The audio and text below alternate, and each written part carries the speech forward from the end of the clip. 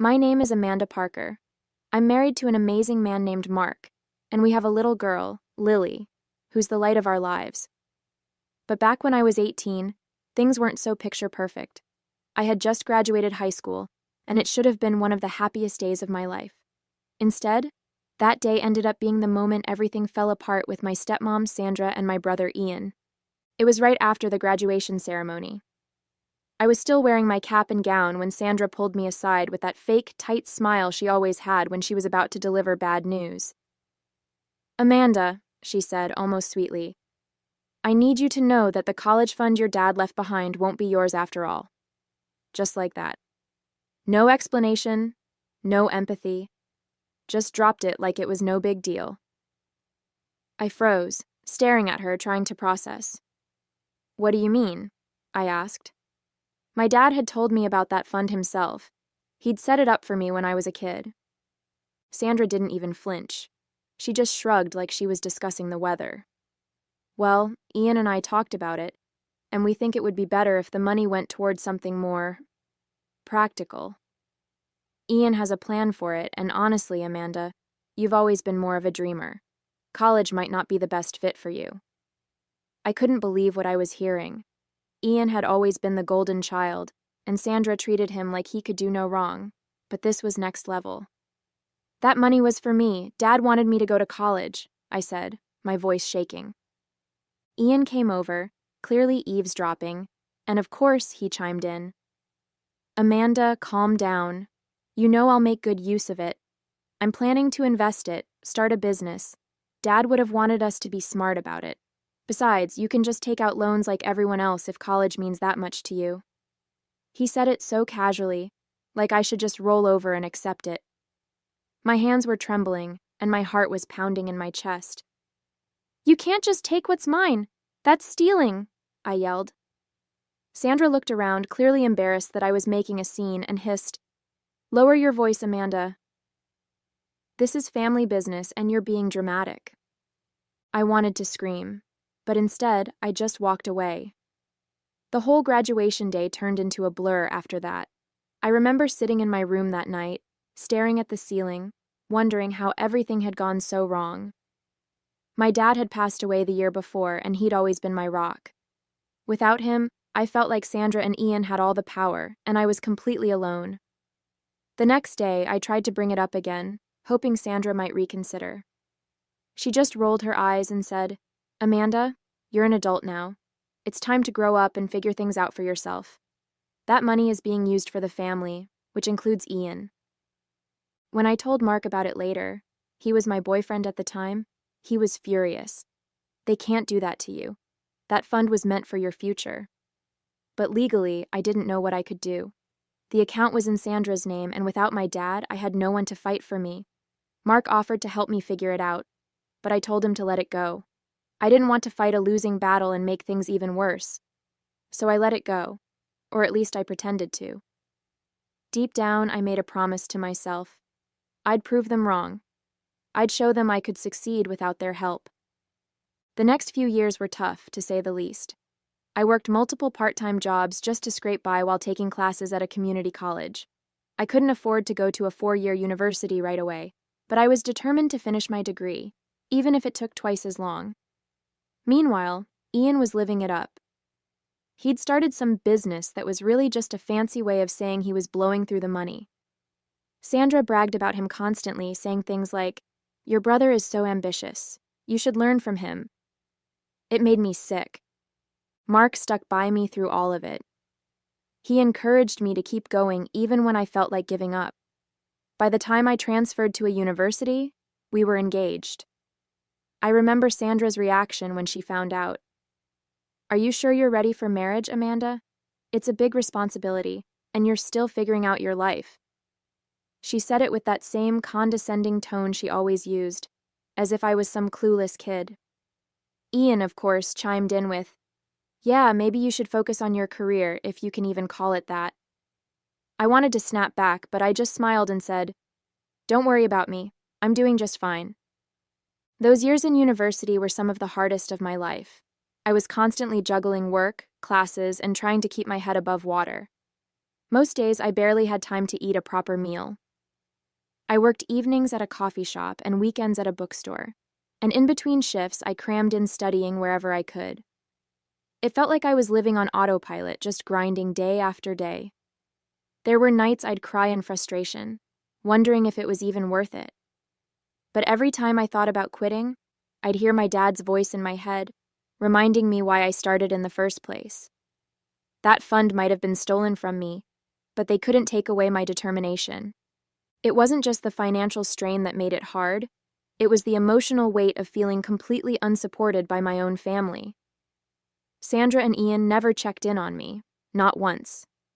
In fact, they acted like I didn't exist. Sandra was still throwing her little house parties, bragging about Ian and his big plans, while I was eating instant noodles and scraping together rent. I'll never forget the time I ran into Ian at the grocery store. He was picking up expensive steaks, and I had a basket with canned soup and some store-brand bread. He looked at me, smirked, and said, "Still doing that whole struggling student thing, huh? You could have had it easier if you just played your cards right." I didn't respond. I couldn't trust myself to speak without blowing up. By my second year, things started to shift a little. I managed to land a paid internship with a local marketing firm, which felt like a lifeline. The pay wasn't much, but it was enough to let me cut back on one of my part-time jobs. Plus, it gave me real-world experience, and for the first time, I started to feel like I was building something for my future. But even then, it wasn't easy. My days were a blur of early morning classes, afternoons at the internship, and nights spent studying or working shifts at the coffee shop. My social life was non-existent, and I was constantly exhausted. One of the lowest points came when my laptop died a week before finals. I didn't have the money to replace it, so I borrowed an old one from a friend. It was so slow that just opening a document took forever. I remember sitting in the campus library at midnight trying to finish a paper that was due the next day, and just breaking down. I wanted to scream at the unfairness of it all. But then I thought about Sandra and Ian, how they'd probably laugh if they saw me struggling, and that gave me the push I needed to keep going. I wasn't going to let them win. It wasn't just the lack of support from Sandra and Ian. It was the way they'd go out of their way to humiliate me, especially in front of others. There was one Thanksgiving dinner I'll never forget. I had just started college. I hadn't planned on going, but Mark convinced me to show up for appearances. I should have trusted my gut and stayed home. Sandra was hosting, and the table was packed with her friends and a few of Ian's business contacts, if you know what I mean. Everything was going smoothly, until Ian decided to open his mouth. "So, Amanda," he said loudly, smirking as he leaned back in his chair, "how's that glamorous student life treating you? Still making lattes and scraping by?" A few of the guests chuckled nervously, probably unsure if he was joking. I felt my cheeks burn, but before I could respond, Sandra chimed in. "Ian, don't be mean," she said in that fake, syrupy tone she always used when she wanted to sound magnanimous. "Amanda is doing the best she can. Not everyone is cut out for success right away." The way she said it, with that little pause before doing the best she can, made it clear what she really thought. Mark was my anchor during those years. No matter how bad things got, he was always there to remind me why I was pushing through. I'd come home from a late shift or the library, completely drained, and he'd have dinner waiting for me, even if it was just grilled cheese or leftovers. There was one night in particular that sticks with me. I'd just failed an important exam, and it felt like everything was falling apart. I came home, dropped my bag on the floor, and just started crying right there in the doorway. Mark didn't ask what was wrong right away. He just hugged me and let me cry until I could talk. When I finally got the words out, he said, "Amanda, this one test doesn't define you. You're doing something so many people would have given up on by now. You're allowed to stumble, but you're not going to fall. You're stronger than this." Then he made me hot chocolate and sat with me until I felt like myself again. It wasn't just his words. It was the way he believed in me. Even when I couldn't believe in myself. Knowing he had my back made all the difference. By the time I graduated, I felt like I'd climbed a mountain. It wasn't just the degree itself, it was everything it represented. I'd made it, despite all the obstacles, despite Sandra and Ian's complete lack of support. I didn't invite them to the ceremony. Mark and a few close friends were there cheering me on as I crossed the stage. I remember thinking, they don't get to take this moment away from me. It was one of the proudest days of my life. Not long after graduation, I landed a job at a mid-sized marketing firm. It wasn't glamorous, but it paid well, and for the first time, I could breathe a little. Mark and I got married the following year, and not long after that, we found out I was pregnant with Lily. It felt like everything was finally coming together. Sandra and Ian? I didn't hear from them. It was like I didn't exist to them. Climbing the career ladder wasn't easy, but it felt like a natural continuation of the grit I'd built during college. I started at the bottom, managing small accounts no one else wanted. I worked hard, stayed late, and took on projects that weren't even in my job description. Slowly, people started to notice. My manager once pulled me aside after a big presentation and said, "Amanda, the way you handled that client, it's like you've been doing this for years. You've got a real talent for connecting with people." It meant the world to me, but it also stung in a strange way. Hearing praise from colleagues and managers, people who barely knew me, only highlighted how little I'd ever gotten from my own family. I'd sit in meetings where my boss would brag about my work ethic, or I'd overhear coworkers saying things like, "Amanda's a star, she's going places," and part of me felt empty. I kept thinking, why couldn't Ian have said something like that? Why couldn't Sandra have seen my worth? Instead, all I ever got from them were backhanded comments or outright dismissal. It was a hollow kind of sadness, knowing the approval I'd craved as a teenager would never come from them. My life kept moving forward, and with every step, I felt like I was finally building something solid. After a few years at the firm, I landed a promotion to account manager, overseeing a team of my own. It felt surreal. Just a few years ago, I was struggling to pay for groceries, and now I was sitting in meetings with executives, presenting strategies I had developed. Mark was my biggest cheerleader through it all. When I got the promotion, he surprised me with a little dinner party at home, just us and a few close friends.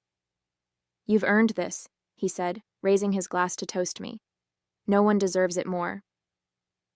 Around the same time, we welcomed Lily into the world. The moment I held her for the first time, everything else faded away. I remember looking at her tiny face and thinking, I'm going to make sure you always feel loved and supported, no matter what. Being a mom added a whole new layer of joy and purpose to my life. But while my world was brightening, Sandra and Ian's was starting to crumble. Ian's big plans had fallen apart. His business tanked, and Sandra, who had always prided herself on her social status, suddenly seemed less confident. The whispers started to spread. They were struggling financially, and Ian was back living at home with Sandra. I'll never forget the day I ran into Ian and Sandra at the grocery store. It had been years since I'd seen either of them, and honestly, I wasn't prepared for how different they looked. I was in the organic aisle, picking out some fancy cheese for a dinner Mark and I were hosting. Lily was in the cart, babbling about something, when I turned the corner and almost bumped into them. Ian was pushing a cart with just a few items, mostly canned food and a bag of rice, and Sandra was trailing behind him, looking worn out and older than I'd ever seen her. "Amanda," Sandra said, her voice a mix of shock and awkwardness. Ian glanced up, and his expression hardened when he saw me. I didn't know what to say at first. I was standing there with my cart full of high-end groceries, Lily giggling in her seat, while they looked like they were barely scraping by.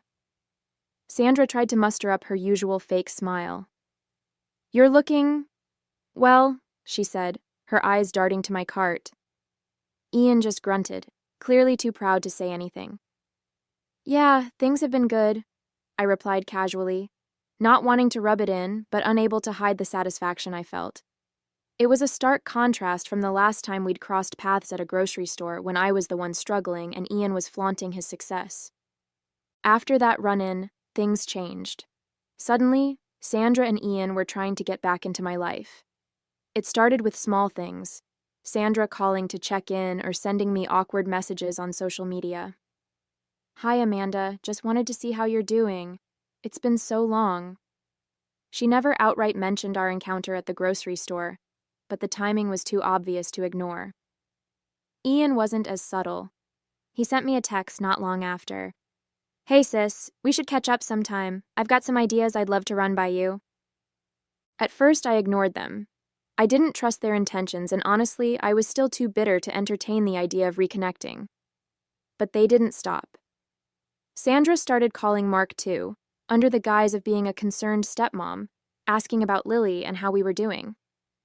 Mark, being the kind-hearted person he is, told me, maybe they're trying to make amends. I wasn't so sure. It felt less like genuine interest and more like they'd seen how well I was doing and wanted to latch on. Part of me wanted to confront them outright, but another part of me was curious to see how far they'd take it. It was a quiet Saturday afternoon when I pulled into the driveway and saw Ian and Sandra standing in front of my house. At first, I thought I was imagining things. They looked out of place, like characters in the wrong scene of a movie.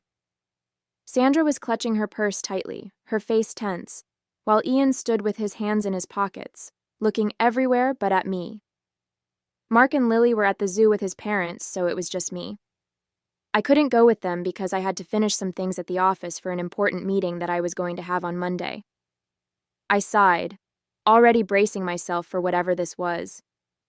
As I stepped out of the car, Sandra's face lit up with that overly rehearsed smile I knew too well. Amanda?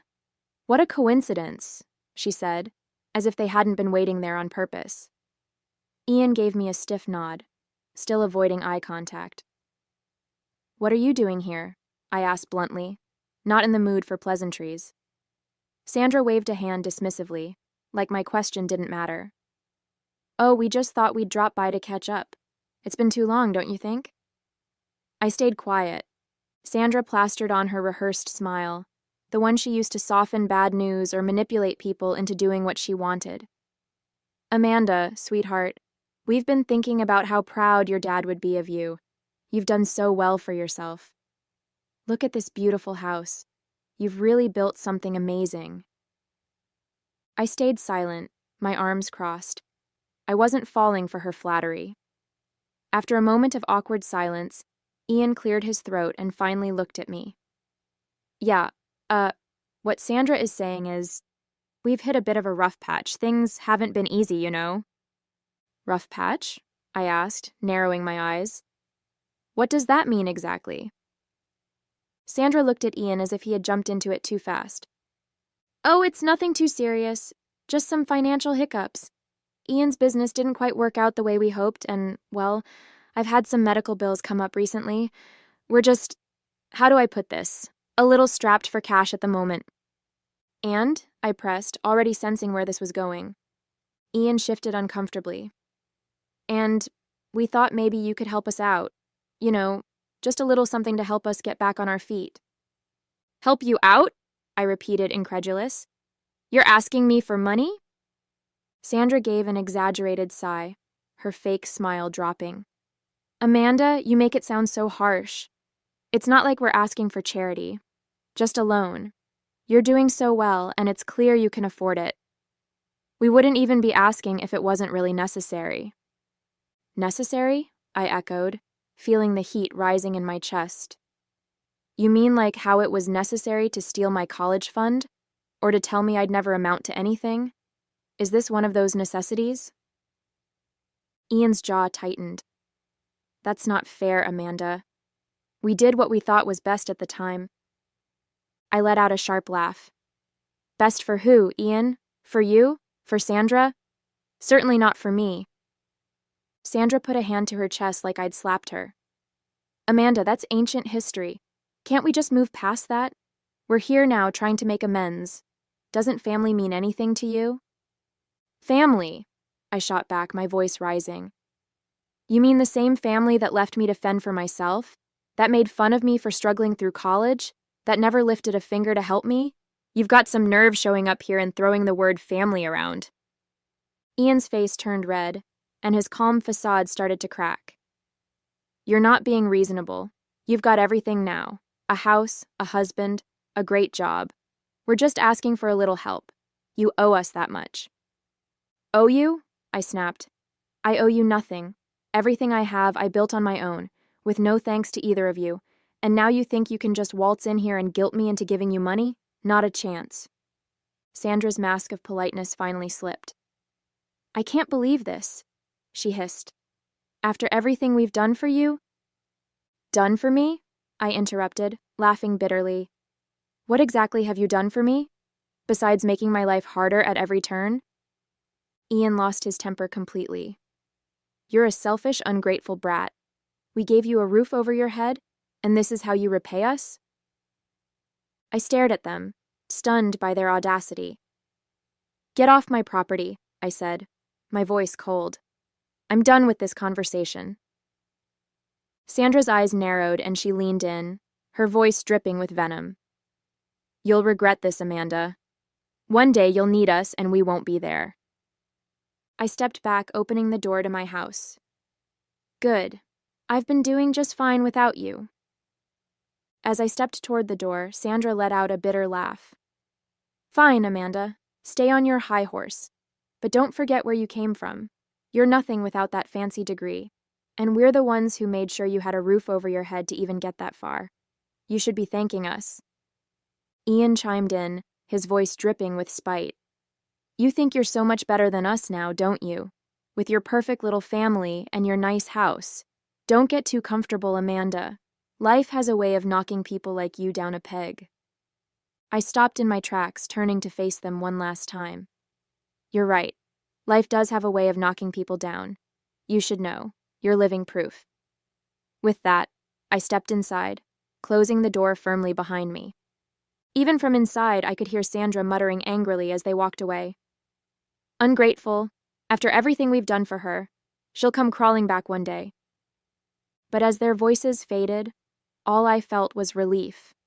For the first time in years, I truly understood the power of closing a door, literally and figuratively, and this one, I knew, would stay closed. About a year later, Mark and I took Lily to an amusement park. It was a beautiful day. Blue skies, laughter everywhere, and the smell of popcorn in the air. Lily was ecstatic, pointing at every ride and begging to go on the roller coasters. We were making our way toward the food stalls when I saw him. Ian. He was coming out of a public restroom, wearing a faded park uniform and holding a mop and bucket. For a moment, he didn't see us. His head was down, and he looked exhausted, his shoulders slumped. But then, as we got closer, he glanced up and froze. Our eyes met, and in that instant, I could see the recognition, and the shame, on his face. Before I could say anything, he turned on his heel and walked away, pushing the mop bucket in front of him as fast as he could. His posture was stiff, like he was trying to hold on to some shred of pride. I just stood there, watching him disappear into the crowd. Mark noticed my pause and looked at me. "Everything okay?" he asked. I nodded slowly, forcing a smile for Lily's sake. "Yeah, let's go find that cotton candy stand." As we left the park that day, I couldn't stop thinking about Ian. Seeing him like that, avoiding me, ashamed, brought back a flood of memories. The insults, the dismissive comments, the years of being treated like I was less than nothing, and Sandra, always there to back him up, to twist the knife a little deeper. For so long, I'd carried the weight of their words, letting them make me feel small. But now it felt different. I looked at Mark, holding Lily's hand as she chattered about her favorite rides, and I smiled. This was my life now. A loving husband, a bright, beautiful daughter, a career I'd worked so hard to build. Everything I'd achieved, I'd done without them. And the best part? I didn't need their validation anymore. They'd spent years trying to tear me down, but here I was, happy, successful, and surrounded by people who truly loved me. I thought about how Sandra and Ian's lives had unraveled, and for a moment, I felt a flicker of pity. But it didn't last long. They'd made their choices, and they were living the consequences. I'd spent enough time mourning the family I wished I had. Now I was focused on the family I'd built, the one that mattered. As we walked to the car, Lily tugged on my arm, pulling me into her excitement about the day. I smiled down at her, feeling nothing but gratitude for the life I had now.